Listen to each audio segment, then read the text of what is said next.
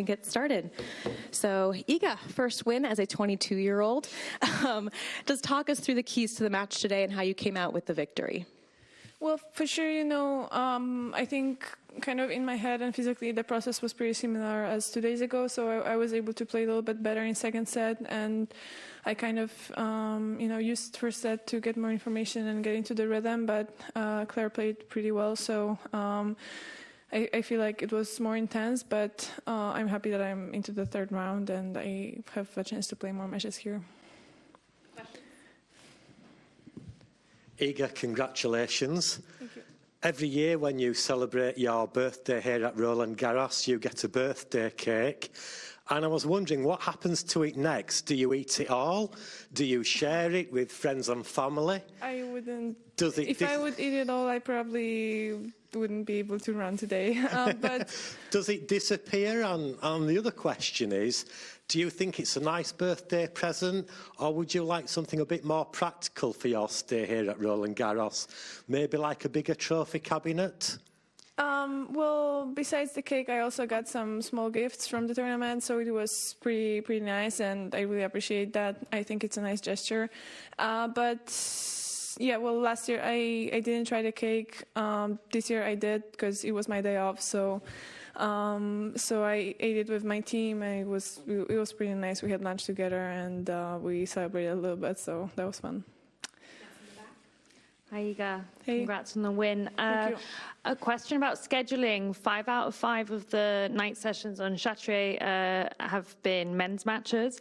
It was a talking point last year as well. I just wonder your thoughts on that. Well, my thoughts didn't really change, but honestly, I gotta tell you that I kind of requested every day to play a day session. Because I felt like I played already, night sessions in this clay court swing, and I didn't even kind of know this because I'm not watching these late evening matches. I'm mostly just kind of recovering and not thinking about tennis, but obviously it would be nice if we had women's matches as well. But as I said, I'm not kind of helping that because I always requested a day session match, so. But I don't really know what the schedule is for next day, so I can't really, go that far and judge because I haven't really checked it. David? Hi, Iga. Hi. Taylor's questions for you. The first one is, has 22 just been on repeat for the last 48 hours? In my head, for sure. Yeah. And the second one is that Taylor's in the midst of her Eras tour, and I'm just wondering what era you consider yourself in right now. Ooh, that's a tough one.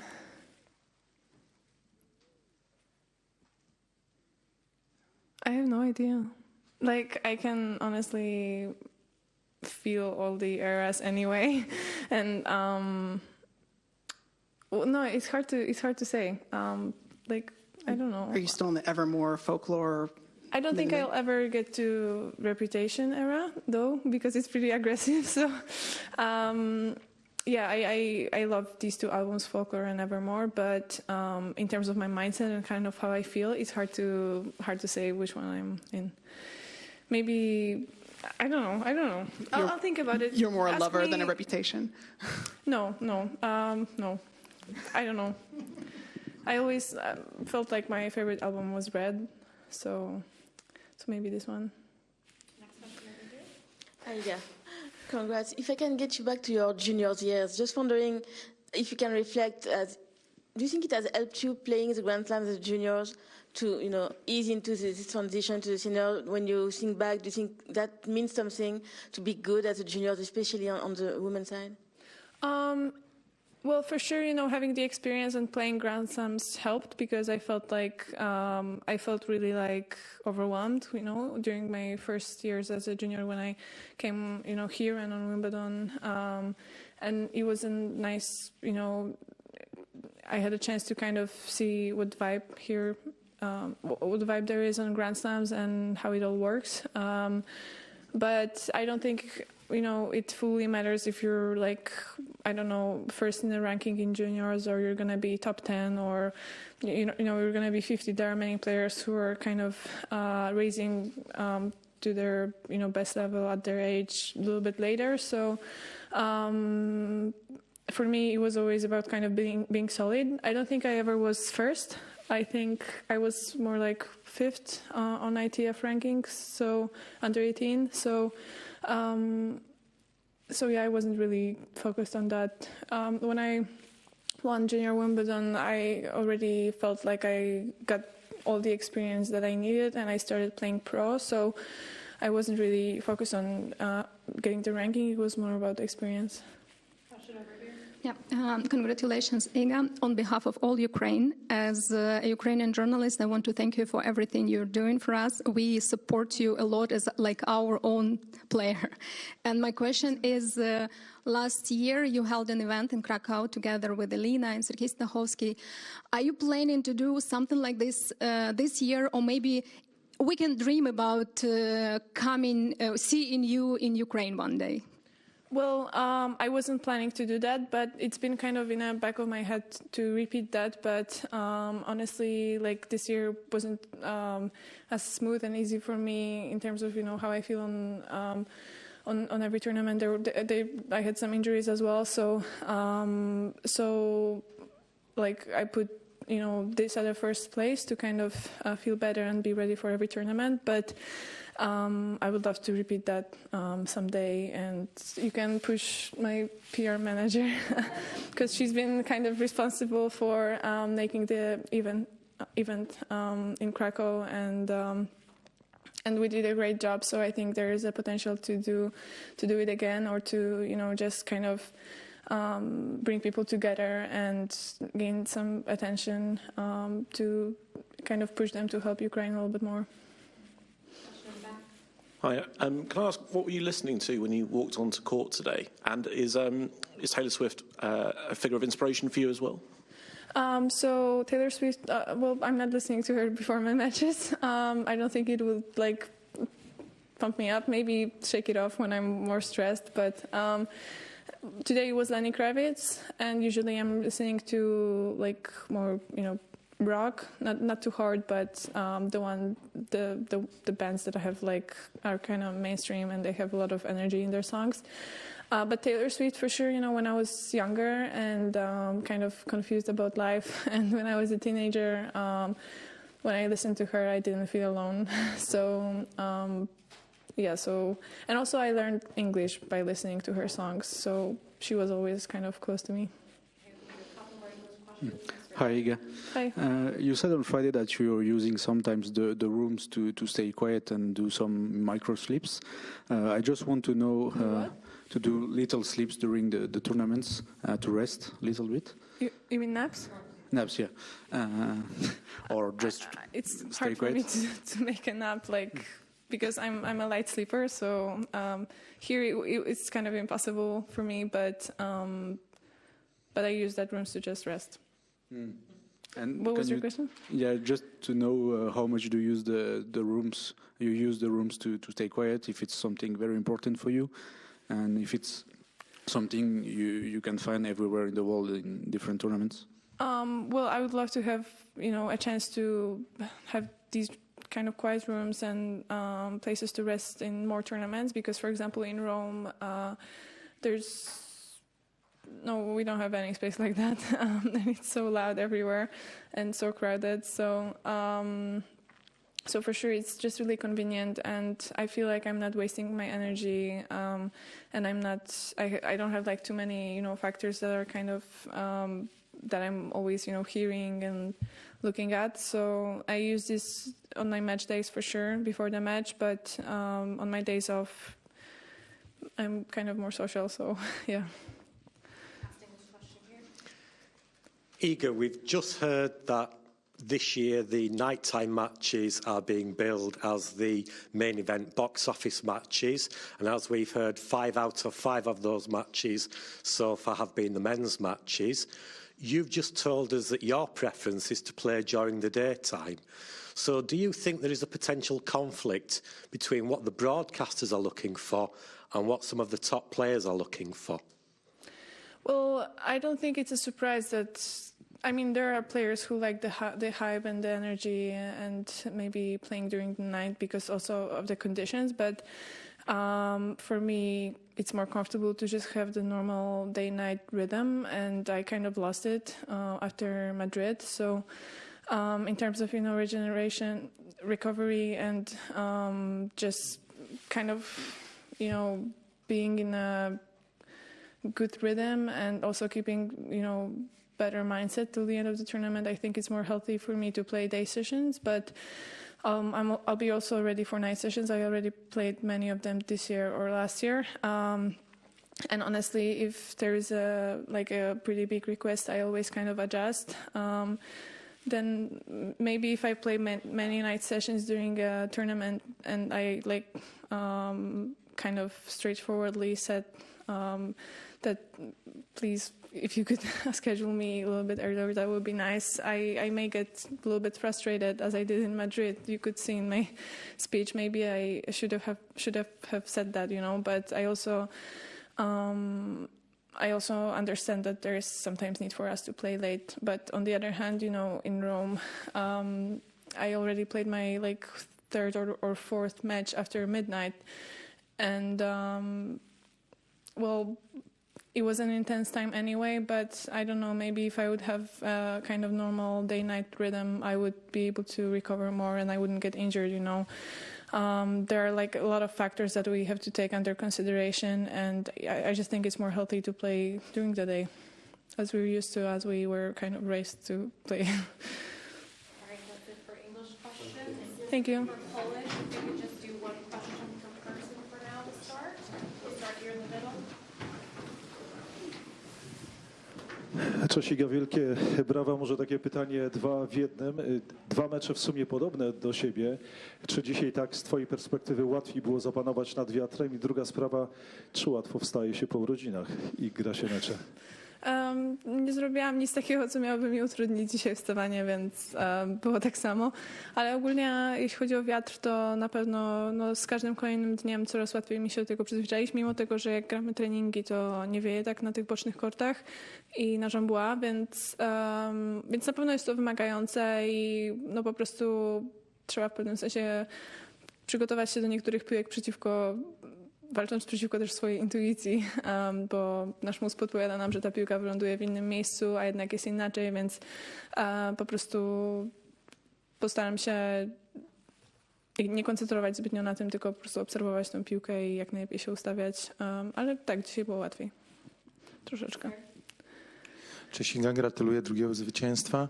Dziękuję. Mam pytanie, jaką byś sobie wystawiła ocenę w skali szkolnej za ten dzisiejszy mecz? I trochę idąc dalej, czy możesz nam trochę więcej powiedzieć o swojej następnej rywalce, o Chince Wong, która jest twój rocznik, to ją chyba trochę lepiej znasz niż my. Z tymi ocenami to za każdym razem dostaję te pytania i nie wiem do końca jaki jest sens tego, bo ten mecz, pierwszy set był zupełnie inny od drugiego. Zadowolona z tego, co pokazałeś dzisiaj? Tak, jestem zadowolona na 4, więc spoko. Jaki był? Aha, tak. Znam moją przeciwniczkę następną, bo grałyśmy chociażby w juniorach. Zresztą półfinał juniorskiego Wimbledonu zagrałam przeciwko niej. Był to bardzo taki wymagający mecz i liczyła się każda piłka, więc na pewno nie będzie łatwo, bo wiem, że ona ma dużo mocy i jest dość wszechstronna, więc po prostu też na pewno ważna będzie taktyka i to, żeby trener obejrzał kilka ostatnich meczów, bo właśnie na turze WTA chyba się nie spotkałyśmy i trochę pamiętam jej grę z juniorów, ale na pewno muszę się trochę poduczyć tego, jak gra teraz. Dzień dobry, Przemek Pozowski z Radiotok FM. Trochę tak naprawdę follow-up tego pytania, bo podobne chciałem zadać, ale jeśli już mówimy o właśnie twojej rywalce w najbliższej rundzie, to tutaj z Buksą grałaś niedawno z Claire Liu, a tutaj musimy się cofnąć troszkę wstecz do waszego ostatniego meczu. Ty wolisz grać, jak znasz, że tak powiem, i masz rywalkę na rozkładzie na świeżo, czy przygotowywać się do tego meczu niejako od nowa? Pewnie się trzeba będzie do tego przygotować pod kątem taktycznym, jak rozumiem, od nowa, bo dawno się nie widziałyście w turze. To ma swoje plusy i minusy, bo z jednej strony jak gra się sporo meczów przeciwko jednej przeciwniczce, to można się spodziewać, że będą po prostu jakieś zmiany w taktyce, których nie do końca na przykład one stosują przeciwko innym przeciwniczkom, bo już po prostu znamy swoją grę i trzeba wypróbować coś nowego, prawda? Ale teraz jakby przez ostatnie lata grałam tyle meczów przeciwko przeciwniczkom, których nie znałam, bo właściwie sama byłam na początku nowa na turze, a później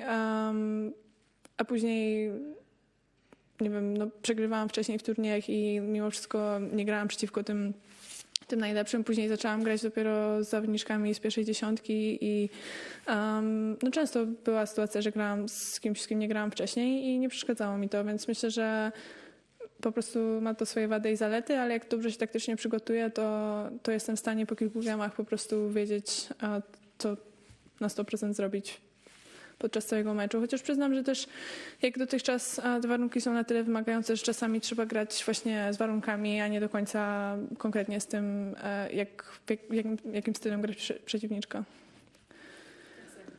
Cześć Iga, gratuluję zwycięstwa. Mam taki jeden temat i chciałem 2 pytania zadać do niego.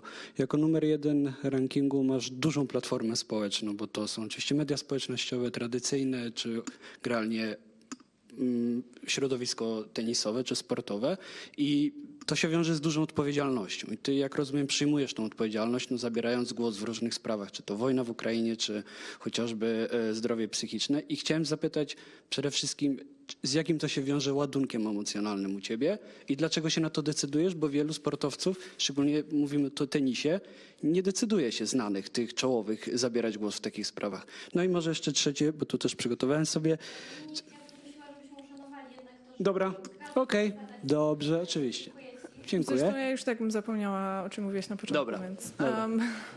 Więc jak najbardziej tak, uważam, że nasz głos ma znaczenie i powinniśmy być odpowiedzialni po prostu za to, co w pewnym sensie przekazujemy, bo dużo osób nas obserwuje i też jest dużo dzieciaków, które chociażby biorą z nas przykład, więc staram się po prostu być taką odpowiedzialną osobą i z jednej strony właśnie zabierać głos, jak jest coś dla mnie ważnego, ale z drugiej strony ja przede wszystkim jestem tenisistką, a nie aktywistką, więc jak właśnie czuję, że coś w pewnym sensie mnie przerasta, albo to jest za dużo już dla mnie tego i w pewnym sensie mój balans jest zachwiany i już ciężej mi się skoncentrować po prostu na graniu, to zawsze mimo wszystko podejmę tą decyzję, żeby tenis był priorytetem, bo też wiem, że im lepiej będę grała w tenisa, tym więcej osób mnie usłyszy i zobaczy, więc to jest właśnie dla mnie priorytetem, ale jak są dla mnie ważne tematy, to zabiorę głos.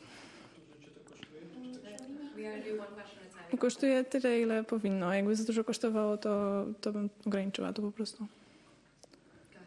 Iga, często powtarzasz, że nie skupiasz się na rekordach, które są do pobicia, często mówisz, że ich nawet nie znasz, a czy masz w ogóle czas i chęć, aby na co dzień śledzić w ogóle wyniki, nawet w trakcie turnieju, czy to mężczyzn, czy kobiet, czy masz być może jakichś zawodników bądź zawodniczki, na których wyniki wyjątkowo zwracasz uwagę?